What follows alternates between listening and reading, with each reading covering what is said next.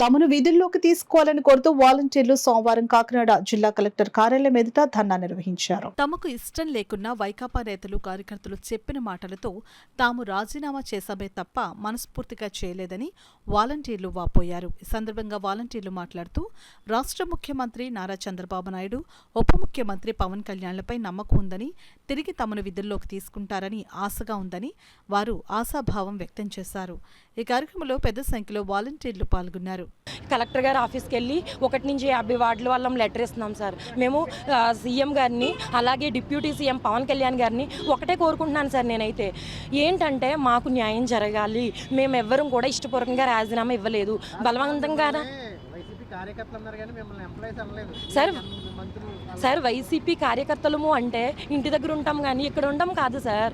కదా సార్, మేము ప్రజాసేవకులం, మాకు ప్రభుత్వంతో పని లేదు సార్. అది కూడా నేను చెప్తాను సార్.